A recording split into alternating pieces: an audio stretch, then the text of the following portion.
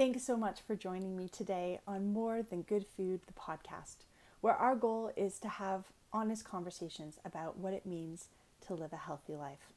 I'm your host, Brooke Gordon, and I am delighted to have you join me today as we kick off season 2. Now, in this series, we're going to be exploring 2 key questions, but before I get there, I have a question for you. So, how are you really doing? How are you managing in this weird virtual space? Back-to-back meetings, are you finding you're actually avoiding drinking water or having enough fluids just so that you can avoid going to the bathroom? And how many cups of coffee have you actually had today? Is it more than one? I'm going to guess that I'm getting a resounding yes back from you, because these are the things that I'm talking to with my clients on a rather regular basis. And it's things that I'm hearing from my colleagues. And so that's part of what I want to get into with you today. With virtual work, virtual school where I live right now, we're back in a lockdown, mandated lockdown. And my clients are telling me that they can't even enjoy time with friends and family because it's just too much. It's too much screen time and they're exhausted. And so those questions that I really want to dig into are, how do we deal with stress when we're in back-to-back meetings, especially ones that are video calls where we need to be on that whole time? And then the other one is how do we restore our energy when we're being pulled in so many directions? Managing stress, that's an area that I'm really passionate about. If you take a look at my bio, you'll see that I have a very interdisciplinary background, I'll just say that. Everything from engineering to consulting, operations, web development, radiopharmaceuticals, and now development banking. It really has been a meandering career path for sure. But core to all of that, my whole career has really been about long hours, and especially when I was in consulting. And throughout all that time, I didn't feel very well. So I started going to the doctor and asking for some support and some help. And so she got me referrals, and it was fabulous. They had a chance to start working with dietitians at a metabolic clinic, and we started journaling my food. And so over time, the changes just weren't coming, and the discomfort wasn't going away. And so next thing you know, I'm being referred to more and more specialists. And I had dietitians and specialists. I had some saying to me, oh, well, you should go on something called the FODMAP, which is a low fiber diet. I had another one telling me to go on a very high fiber diet. I had one who told me to become a vegan. I had another one who told me that I should consider the keto diet and have high protein. Honestly, wow, what do you even do with that? All this conflicting information. And I know that they were just trying to help me feel better and they were exploring within their area of specialty. But it got to the point where I was actually afraid to eat. And I mean that quite literally. And if you knew me at the time, you're not going to really blame me for that. I would actually swell up. I would look like I was about 6 to 7 months pregnant every time I took a bite.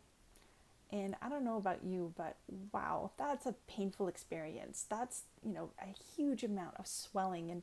And most of our clothes don't actually move that much. And in fact, you'll hear a little bit more about that later on in one of this series. And so that was it. 5 years I journaled everything that went into my mouth. I even time-stamped it. At one point, they ended up doing some imaging, trying to see what else was going on. And the next thing you know, I'm in the emergency MRI. They actually thought I might have liver cancer. You can imagine the stress of that. And I was so thankful when I came out and my GP, literally, I'd been in the waiting room afterwards as they sort of monitor you after the injection for the dye. And I got to the parking lot and my phone rings. And it's my family doctor. And she called to say, listen, I can't talk about the results with you, but I want to let you know I've already had a chance to get a copy. And there's nothing sinister. And I first was so relieved. And then I said, I'm still at the hospital. I'm in the parking lot. She's like, yeah, I know. Sometimes we do things really quickly, especially when we're worried. But you're going to be okay. And that was really helpful. I was so appreciative that she had called. And at the end of all of that diagnosis, what I got was, you have irritable bowel syndrome, or IBS. And so I said to my specialist at the time, as an internist, isn't that what they call it when you don't know what it is? And he actually laughed, and I was kind of annoyed. And he said, yes, sort of. At the end of the day, what's really bothering you is stress, and this is how it's showing up in the body, and that's the thing that you really need to work on. And it resonated with me, oh my gosh, because for 5 years I'd become obsessed with food. Literally, like exactly what I was eating, and how much was I eating, and what order was I eating it in, and was it a combination? It was just so stressful to eat, not to mention the physical symptoms that I was going through every time that I did actually take a bite. And it turned out that was exactly it. It really was the stress. I am happy to say that, by the time I got all this conflicting information, I was barely at my wit's end, and I wanted to ask better questions. And so what I actually did is I became a health coach. I went out and I started taking certifications and courses in human anatomy and in digestion and all the different things that you need to know that go along with that. And at the end of the day, the reason why is because I wanted to understand the patterns. I wanted to know, what were they looking for? What was the significance of the questions that they were asking me? But even more important than that, I wanted to ask them better questions. And that was really how it got started. And then, as things sometimes do happen, friends and family started asking me, okay, well, I know you went through this, or I know you have some thoughts on this. Can you help me with? Or can you give me some advice about? And so I started providing support, answering questions, and really helping them to advocate for themselves. Because I think that's what's so important, is that piece for advocating for ourselves. And then, I got even deeper. I started figuring out about gut health. I dug really deep into the nutrition side of things. And I became a personal trainer because as I started having more and more conversations with my clients, they had more and more questions about, what it is that they're supposed to be doing.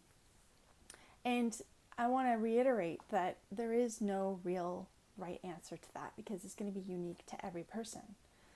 But meals and movement do actually matter. They have the most immediate impact on our metabolism. But setting all of that aside, really actually comes back, I think, to how are you feeling? The honest answer.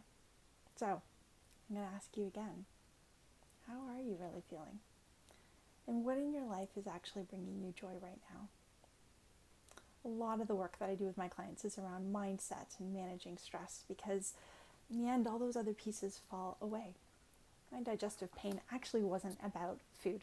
I'll say maybe 99%. It was actually about reducing my stress. And that turned out to be the only thing that has actually helped. I've managed to keep all of my symptoms under control. And the only time I have flare-ups is when I really get caught up in the work that I'm doing, because I love what I'm doing, and sometimes I take on too much. And I know that that is the thing that I need to work on.